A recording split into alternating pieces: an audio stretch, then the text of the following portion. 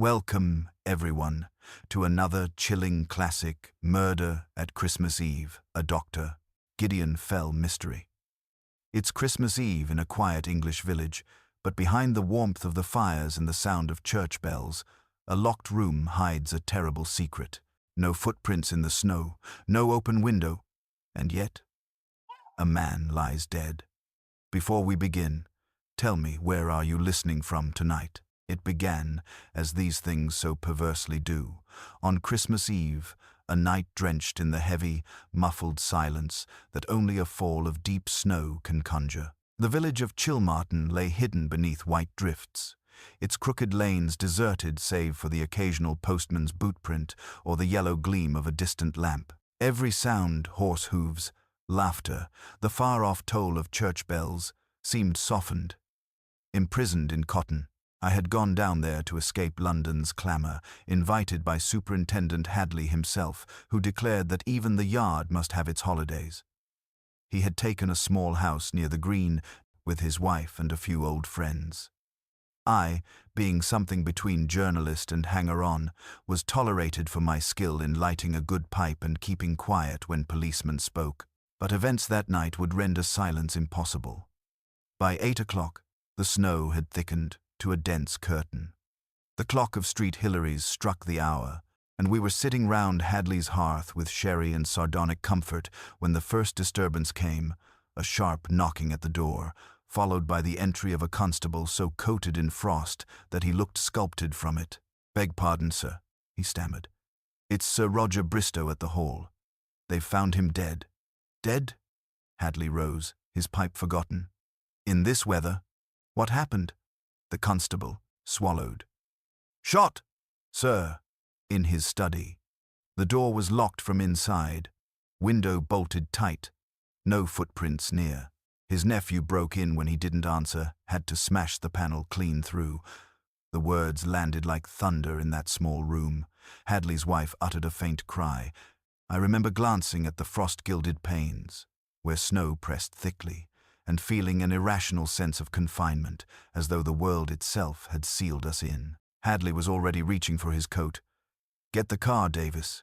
We'll be there in 5 minutes." "Better make it 10, I muttered, eyeing the storm outside.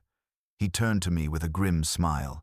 "You'll come too, if you've any fondness for your ghost stories. Only this one's no fiction."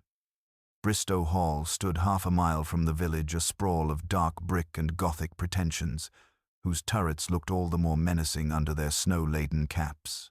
The drive was buried, the hedges white walls. It was close to 9 when we reached it, our headlights carving through the storm like blades. Inside, the hall was blazing with light and confusion. A butler near collapse tried to give us names. The nephew, Lionel Bristow, the housekeeper, Mrs. Vane, and 2 guests who had been dining with Sir Roger when he withdrew to his study after supper. The words tumbled over one another. "He went in alone, sir, said he had letters to write, door locked as usual. No answer when we called, broke it down there, he was. God help us." The study was a long, oak-panelled room at the end of a passage. The fire still burned, throwing shadows over a scene that might have been arranged for the stage. Sir Roger sat at his writing desk, his great frame collapsed forward, a revolver at his side, and an ugly black hole above his temple. The key was still in the lock on the inside of the door. Hadley took in everything with the practiced calm of a man who has seen too much. "Suicide?" he murmured, though his tone carried no conviction. "Sir Roger Bristow," said the nephew hoarsely from the doorway, "was the last man on earth to take his own life." That much seemed true. Even in death, the baronet's expression, frozen in half-turn, was one of furious surprise rather than despair. His hands were clenched.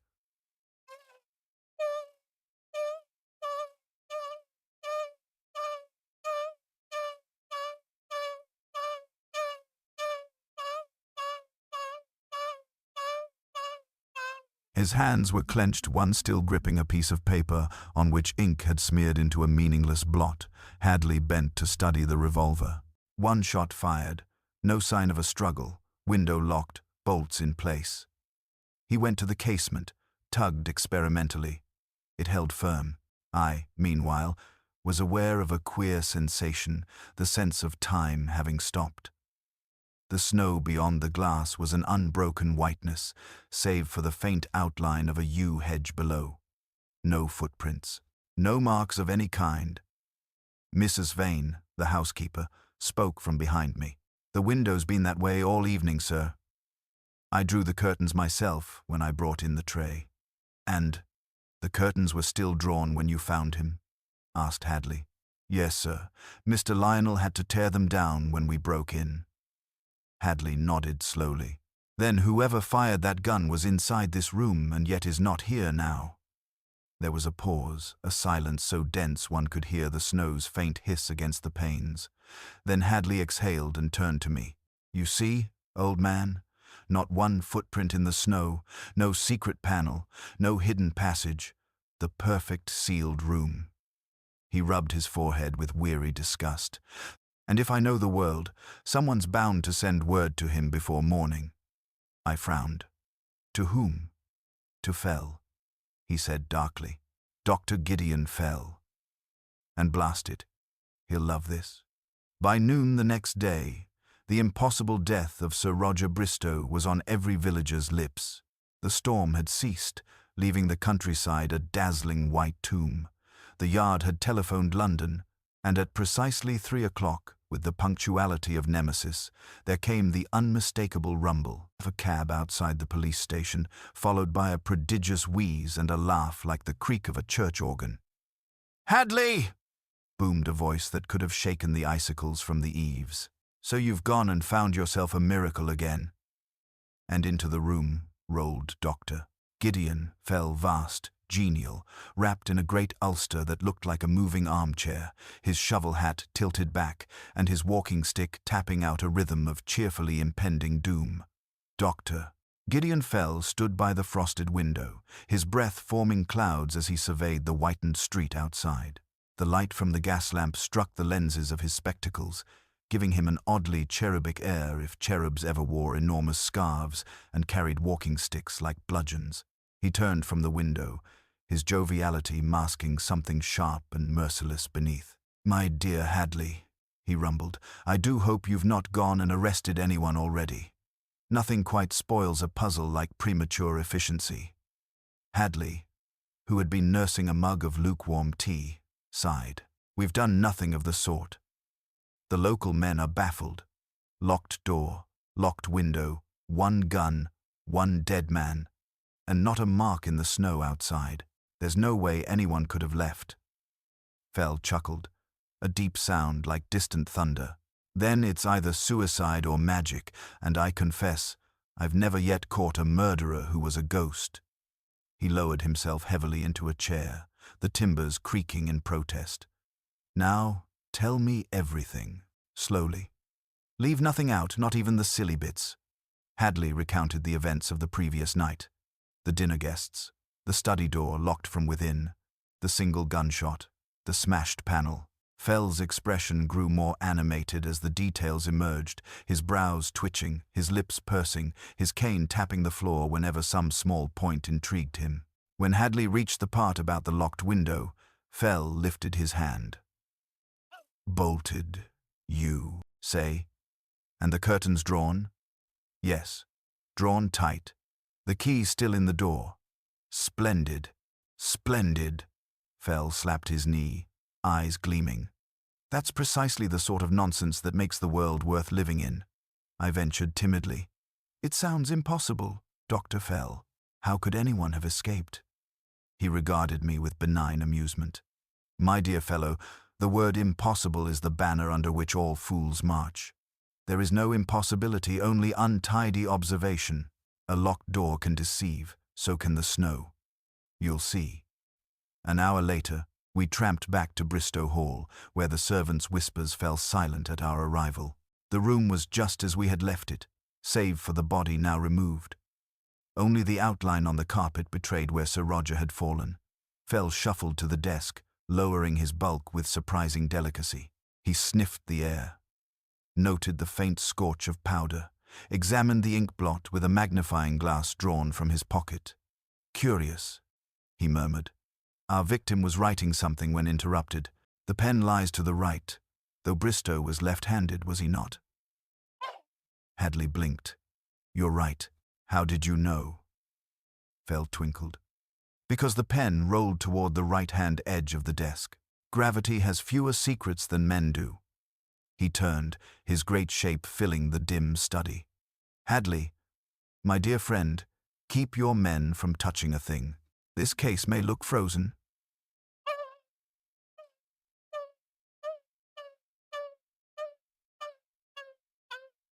But it's melting, even now. And when it does, we shall see precisely who dared to make murder masquerade as a miracle. The wind had quieted by the time we left the study, but the silence that followed was heavier than any storm. Every face in Bristow Hall seemed touched by strain, the servants whispering in corners, the nephew pacing like a restless shadow. The two dinner guests, Mr. and Mrs. Farringdon, sitting together near the fire, staring at nothing. The air smelled faintly of polish, smoke, and fear. Dr. Gideon Fell advanced into the hall like a galleon under full sail, his cane tapping and his hat shoved back, taking in every detail with ponderous delight. Superintendent Hadley, meanwhile, had that fixed, suspicious look peculiar to men of duty when faced with genius at work. I trailed behind them both, notebook in hand, trying to remember every oddity of the house. The tall grandfather clock whose pendulum ticked too fast, the line of portraits glaring down like silent witnesses, the sharp scent of pine from the Christmas tree in the drawing room.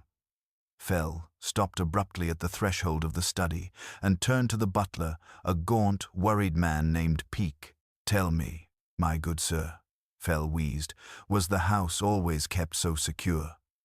Bolts, locks, and all that business? Peake inclined his head. Yes, sir. Sir Roger was particular about such things, especially at night. He didn't like drafts or intruders. Every door and window was checked at dusk.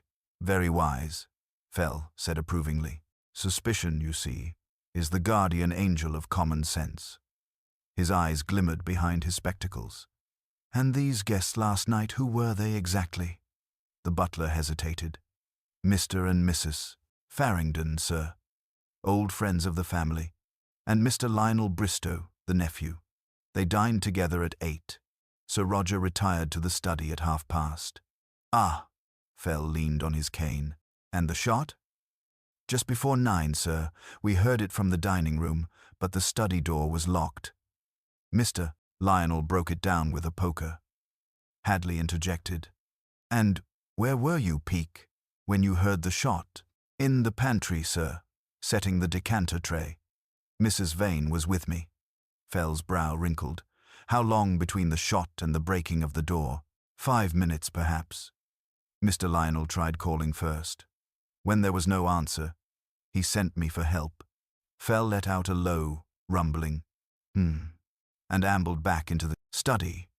He stood there, huge and still, as though the great folds of his coat might swallow the room whole. Then, softly, he asked, what sort of man was Sir Roger Bristow? The nephew answered before anyone else could. A hard man, Lionel said. His voice trembled, though whether from anger or sorrow, I couldn't tell. He ruled everyone around him. You couldn't reason with him, he'd never forgive a slight, never forget an insult. Mrs. Vane, the housekeeper, clasped her hands. He was stern, sir, but generous. He meant no harm. Hadley nodded toward Lionel. And you, Mr. Bristow, how do you stand in matters of inheritance? Lionel flushed crimson. I suppose you'll think the obvious. Superintendent? Yes, I inherit, but I'd have given up every penny to avoid this scandal. Fell smiled faintly. So would most men until the scandal's forgotten. He turned to Mrs. Farringdon, who had been sitting silent, twisting a handkerchief in her lap. You, madam, were also present. Did you notice anything odd before the tragedy? Her eyes flicked toward her husband before she spoke. Only that Sir Roger seemed distracted. He kept glancing at the clock during dinner. When he rose to go, he said something rather strange. Strange? Hadley prompted. Yes, he said. By this time tomorrow, it will be settled one way or another. Fell's head tilted slightly. Settled, eh? Curious phrase. He tapped his cane once, decisively. Hadley, we must find out what was to be settled. As the superintendent began giving orders to his men, Fell waddled over to the window. The snow had frozen into a mirror-like crust. The faint reflection of the fire shimmered on it. "Look here," he murmured. "See how the glass is clear above the latch? That's where someone breathed near it recently. And yet the latch itself cold as iron. No fingerprints, of course, but no frost on the brass either, as if it had been opened earlier and then cooled again." I stared at him, but the snow below the window there were no prints. "Quite so." Fell's tone was almost playful. "Which means, my dear boy, that no one left through it after the snow began falling." "But before?" "Ah, that is another matter entirely." Hadley turned sharply. "Then you think the window was used?" Fell beamed. "I think, my good Hadley, that it looked as though it could not have been, which is an altogether different proposition."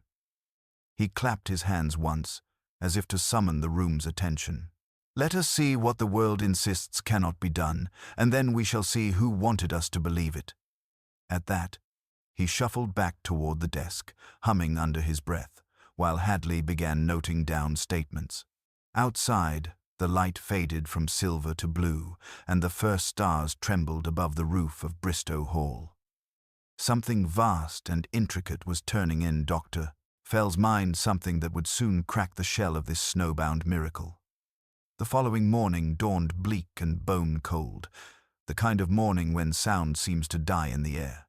The snow outside Bristow Hall lay undisturbed, except for a few boot marks from the constables who had guarded the scene overnight. The frost glittered cruelly in the pale light, and smoke from the chimneys rose straight up into a colorless sky.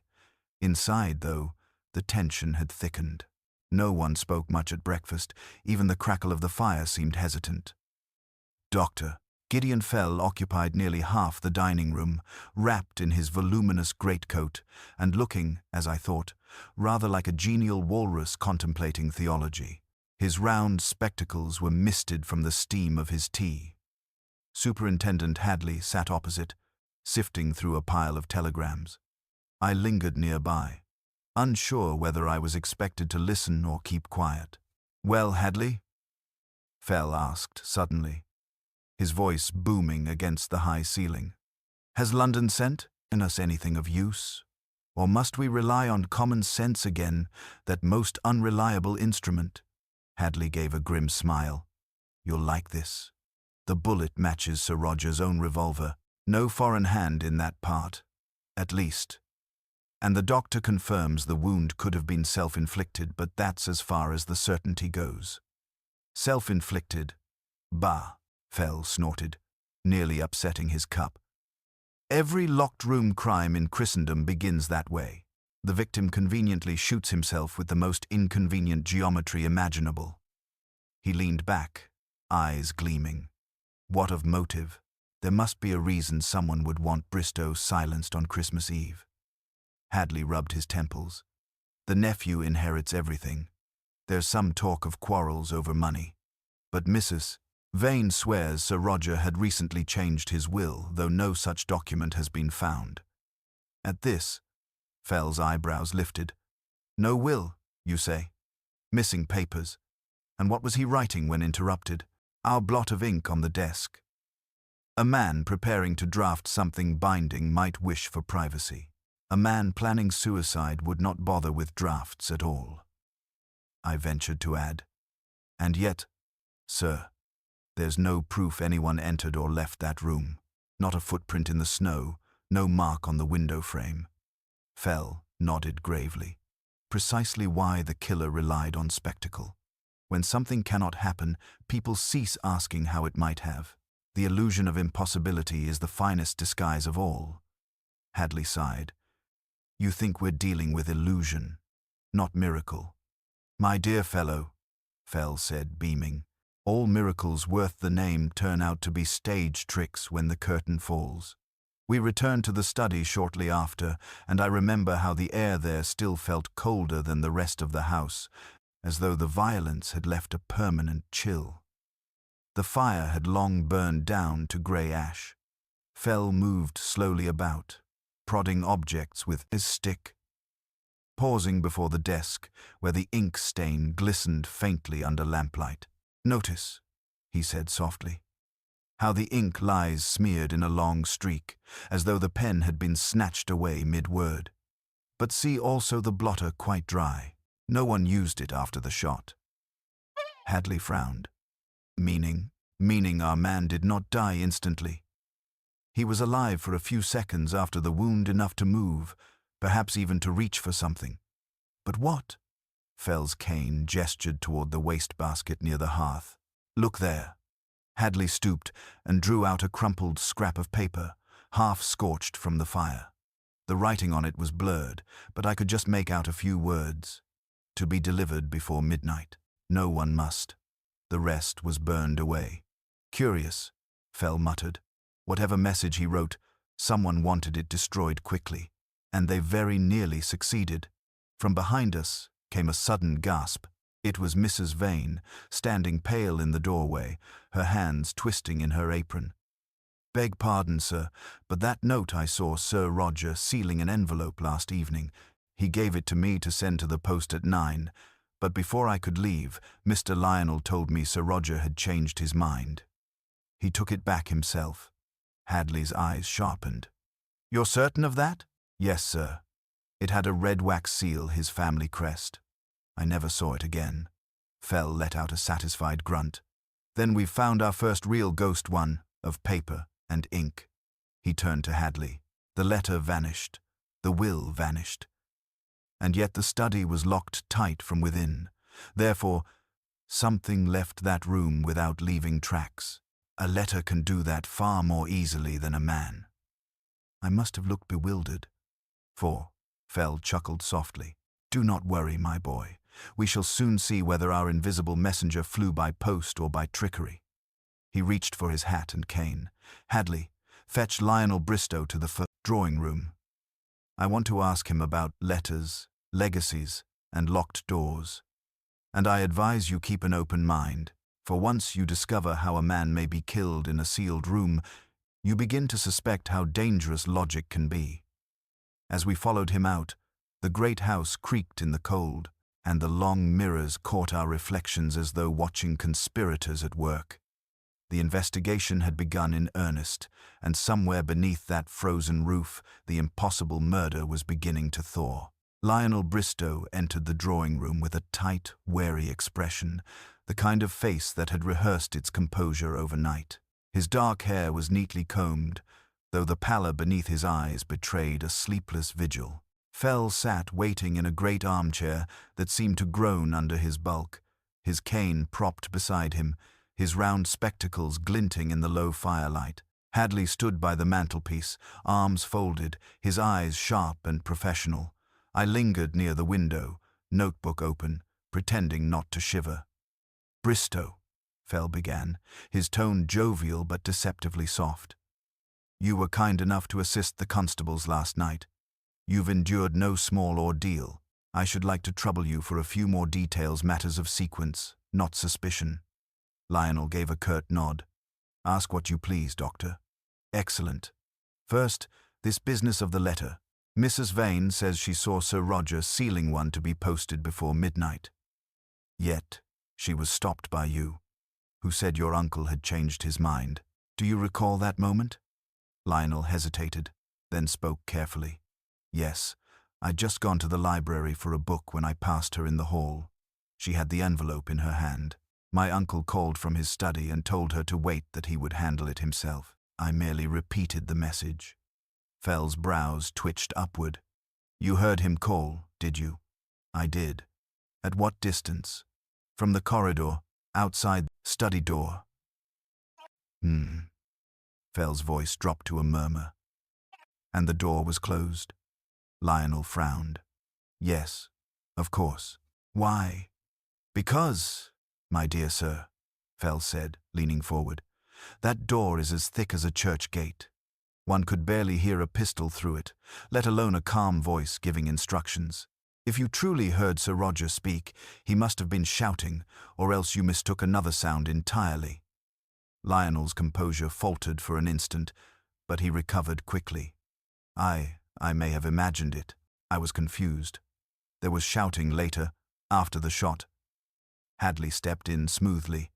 You claim you broke the door after hearing no reply. Why wait so long? Because I thought he'd dropped something or gone to bed. My uncle was a man of habits. He never liked interruptions. Fell nodded solemnly, though his eyes glittered behind the lenses. Quite right. People who dislike interruption usually ensure their deaths are as private as possible. He gave a small, wheezing laugh. One last thing, Mr. Bristow. You've been most cooperative, but tell me who first suggested it might be suicide? Lionel hesitated. Mrs. Farringdon, I think, she said. Sir Roger had been restless all evening. Indeed, Fell murmured, tapping his cane, and restlessness is often the prelude to revelation or to panic. He rose with effort, towering like a vast, academic bear. That will do for now.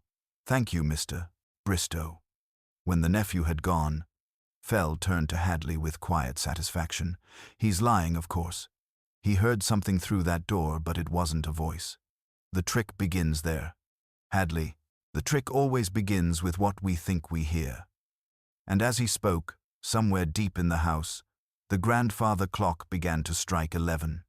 Each chime slow and deliberate, like the countdown of a mind closing in on its quarry.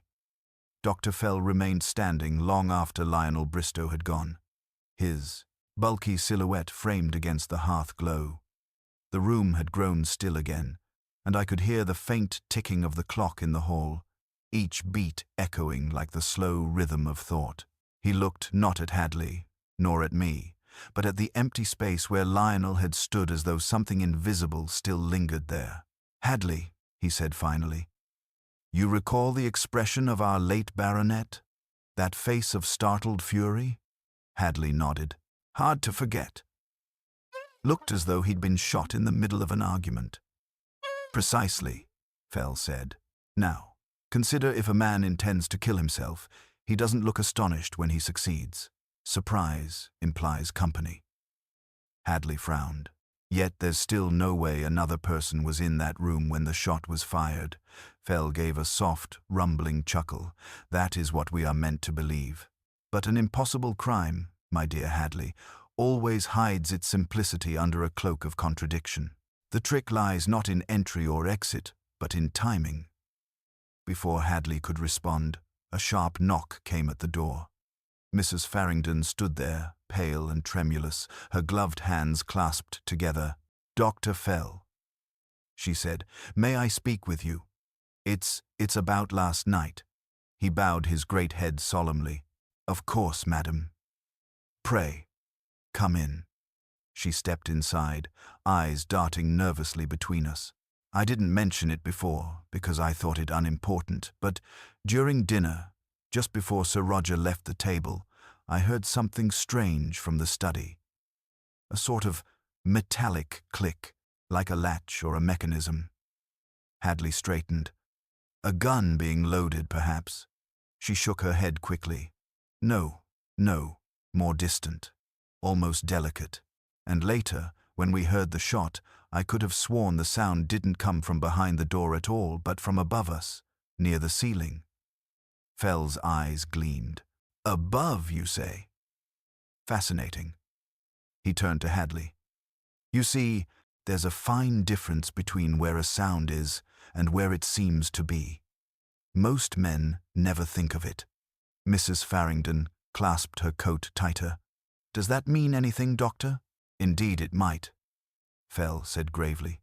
For if one wished to deceive both ear and eye, one might employ a little mechanical help, a delayed trigger, a timed shot, even a device to mask the sound's direction. Nothing supernatural, only ingenuity wrapped in misdirection. She looked stricken. Then you think it was planned, premeditated? My dear lady, Fell said gently, no one ever builds an impossible room by accident. When she had gone, Hadley let out a slow breath. A mechanism. So that's the angle, is it? Fell grinned beneath his fogged spectacles. Perhaps, or perhaps, something even older and simpler, something hidden in plain sight. We shall see soon enough. Then he turned to me, his voice dropping to a low, deliberate tone. Mark this down, my friend. The human ear is the greatest accomplice in any murder. It hears what it expects, not what is true. The afternoon waned beneath a dull, pewter sky, and the snow outside Bristow Hall began to soften, turning from glitter to slush. Inside, however, the atmosphere had only grown more brittle. The guests moved about like uneasy spectres, Mrs. Farrington knitting by the fire, her husband pretending to read, the servants whispering in corridors. I could feel suspicion coiling through the house like a draft through unseen cracks. Dr. Gideon Fell, for his part, seemed in excellent spirits. He had commandeered the library, its long oak table now covered with notes, diagrams, and a clutter of odd objects. A pocket watch, a length of string, a candle, and what appeared to be a child's toy revolver. Hadley and I entered to find him humming an ancient carol and pouring himself a modest glass of sherry. Good heavens, Fell, Hadley muttered. You look as though you were about to perform a conjuring act. Conjuring, my dear fellow, is the sincerest form of deduction, Fell replied cheerfully. Every magician worth his salt depends on one truth, that people look where they are told to look. Murderers use the same rule. He gestured to the small revolver. Observe this child's toy. Harmless, yes, but it fires a tiny blank cartridge. Add a timer mechanism, and you have a delayed sound that could imitate a real shot while the killer is nowhere near the scene. Hadley's brows shot up. Are you suggesting the murder was committed by clockwork? Not exactly. I'm suggesting that the sound of the shot may have been produced that way, while the true act occurred moments earlier or later. Our Mrs. Farrington, for instance, heard the noise from above. A mechanical echo, perhaps. Or perhaps... Fell leaned back, his eyes gleaming.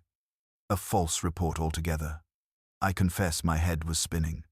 Then Sir Roger might have been killed earlier than we thought. Or later, Fell said softly. You see, the marvel of impossibility is that it always depends on what time the audience believes the trick occurred. If you control that moment, you control the illusion. Hadley folded his arms. All right.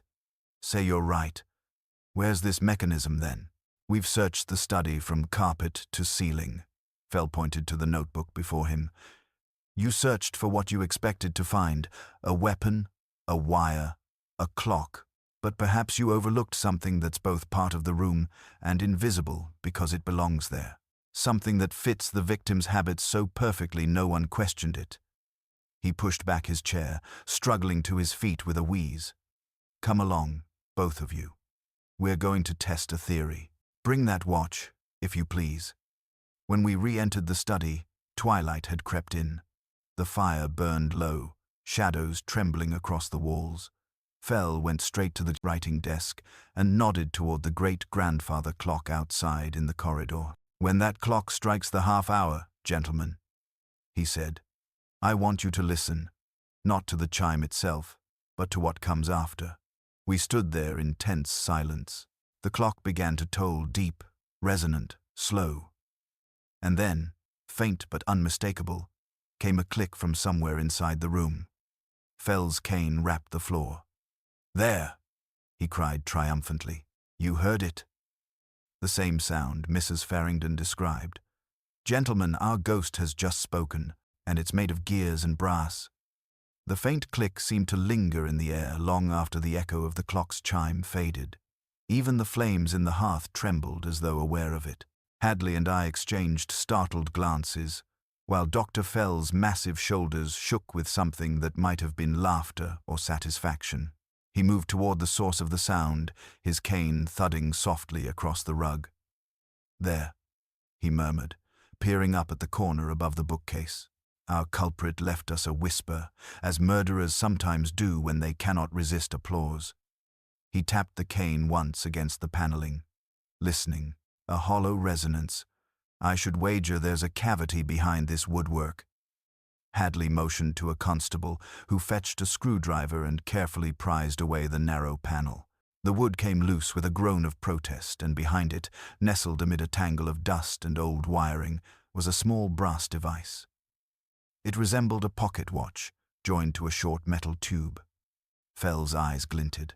A timer, he said, a mechanical delay for firing, ingenious, though clumsy by continental standards. Set it to go off minutes after the killer left the room, and voila, the shot rings out while the study is empty, the door locked, and our victim already dead. Hadley whistled under his breath. Then the murderer fired the gun earlier, placed this contraption to produce the noise later, and made it appear the shot happened when no one could have entered. Exactly, Fell's voice boomed. The illusion of the impossible, crafted by nothing more than clockwork and presumption. The snow, the locked door, the witnesses all perfect accomplices. I stepped closer, staring at the brass device in awe. But Dr. Fell, how did the killer ensure the revolver was found at the victim's side if the shot was fired earlier? Fell turned to me with a twinkle. By the simplest means imaginable. Sir Roger's revolver was not the weapon that fired the bullet. That gun is elsewhere. This one was placed beside him afterward, probably by the same hand that destroyed the letter in the hearth.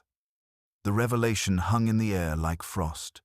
I felt the skin prickle on the back of my neck. Then who? Patience, my boy, Fell interrupted, holding up a hand. The trick is solved, but not the performer. First the how, then the who. Murderers are like playwrights, they always leave fingerprints in the dialogue.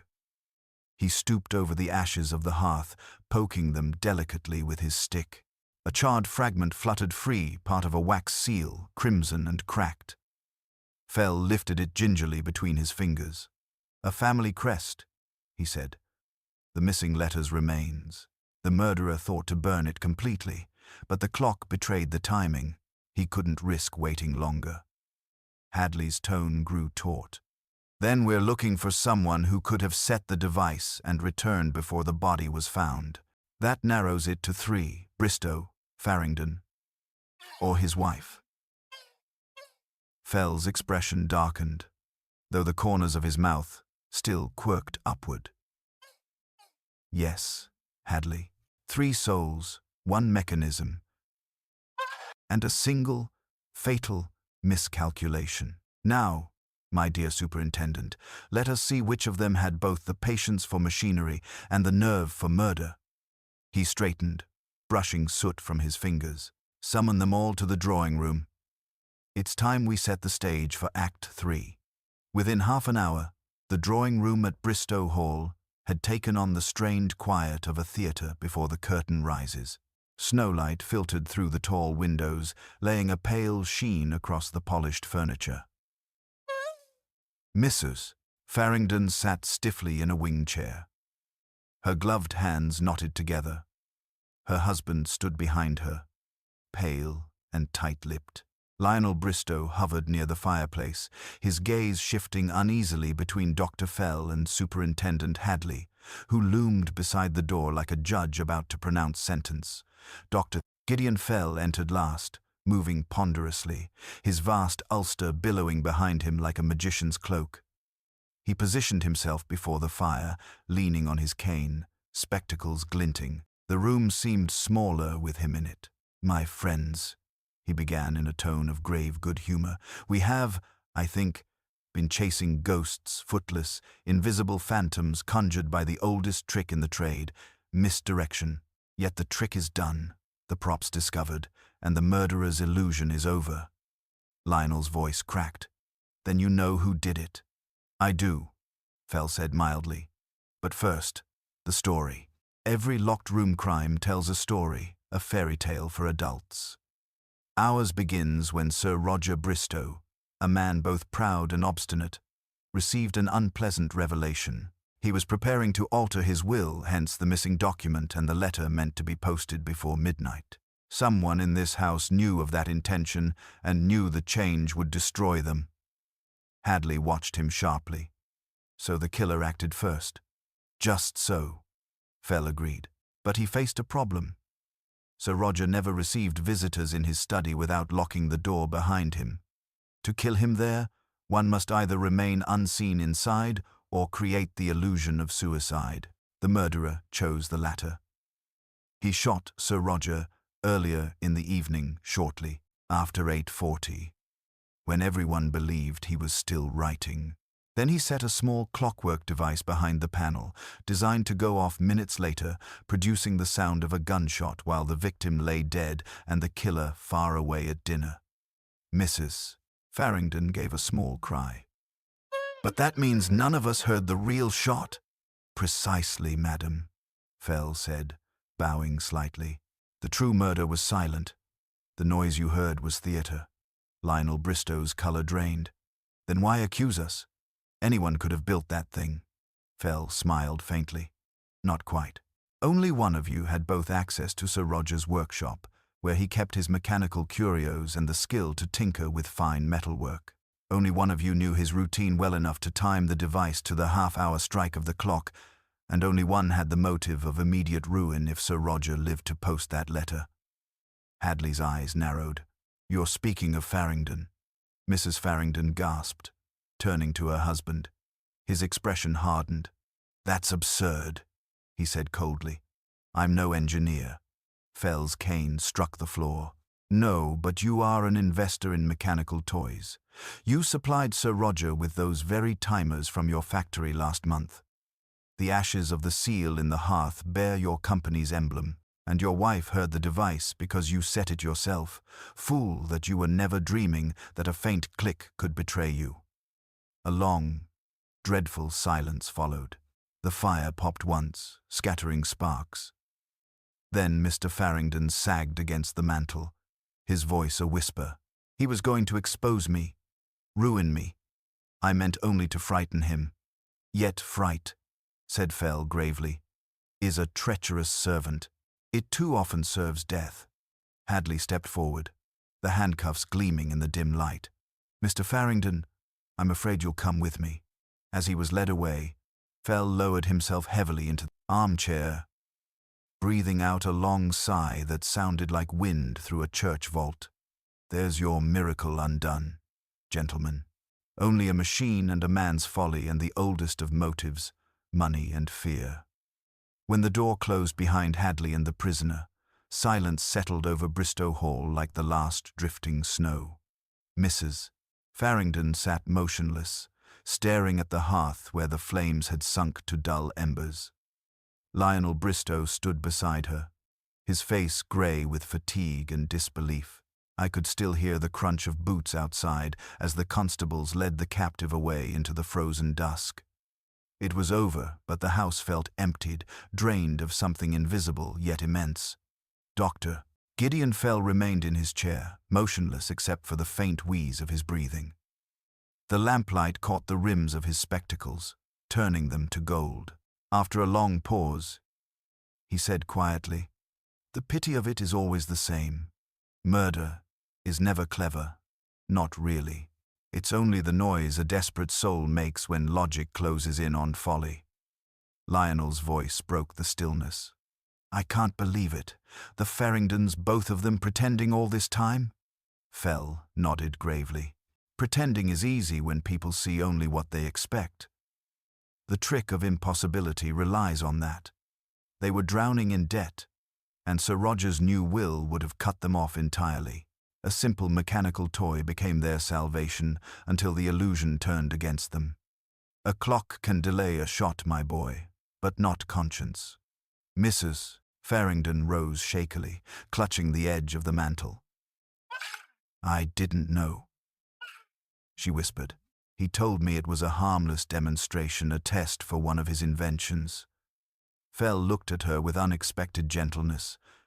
"Perhaps you believed him. Perhaps you didn't. The law will sort that. But remember this, madam.